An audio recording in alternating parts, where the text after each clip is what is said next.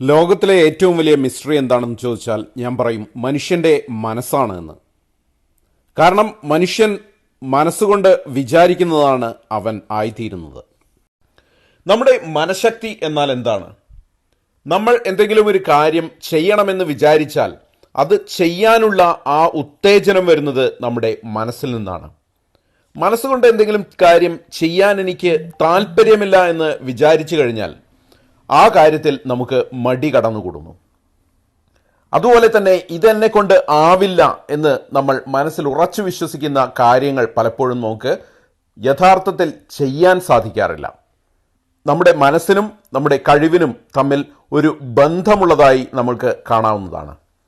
എനിക്കൊരിക്കലും അത് ചെയ്യാൻ സാധിക്കില്ല എന്ന് വിചാരിക്കുന്ന കാര്യം ചെയ്യാൻ നമുക്ക് വളരെയധികം ബുദ്ധിമുട്ടേണ്ടി വരും.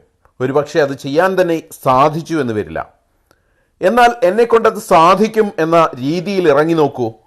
എത്ര അസാധ്യമാണെന്ന് കരുതുന്ന കാര്യവും അല്പമെങ്കിലും നമുക്ക് പൂർത്തിയാക്കാൻ സാധിക്കും. ഒരു മരത്തിൻ്റെ മുകളിൽ കയറി എനിക്ക് ഈ മരത്തിൽ നിന്ന് ഒരിക്കലും ഇറങ്ങാൻ സാധിക്കില്ല എന്ന് മനസ്സിലൊന്ന് വിചാരിച്ചു നോക്കൂ.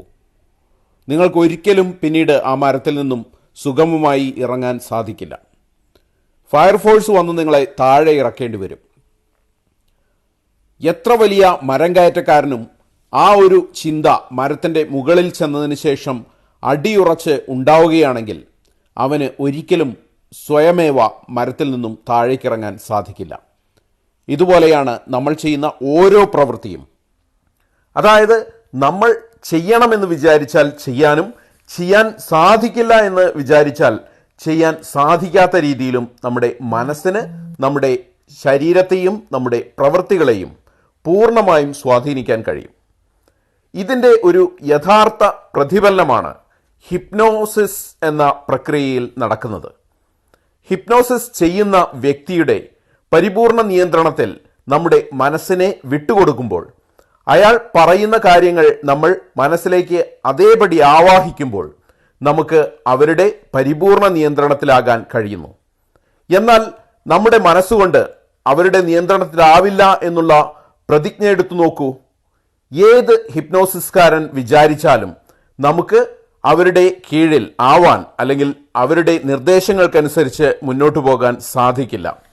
ഇതുതന്നെയാണ് നമ്മുടെ മനസ്സിൻ്റെ ശക്തി നമ്മളെ മനസ്സിലാക്കി തരുന്ന ഏറ്റവും പ്രധാനപ്പെട്ട കാര്യം. അതായത് നമ്മൾ ജീവിതത്തിൽ വിജയിക്കണോ, നമ്മൾ പരാജിതനാവണോ, നമ്മൾ പേടിത്തൊണ്ടനാവണോ, അതോ ധൈര്യശാലിയാവണോ, ഇതെല്ലാം നിർണ്ണയിക്കുന്നത് നമ്മുടെ മനസ്സ് തന്നെയാണ്. മനസ്സും ശരീരവും നമ്മുടെ ജീവിതവും എല്ലാം പരസ്പരം നന്നായി ബന്ധപ്പെട്ടുകൊണ്ടിരിക്കുന്നു.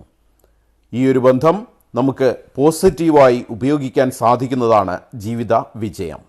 നന്ദി, നമസ്കാരം.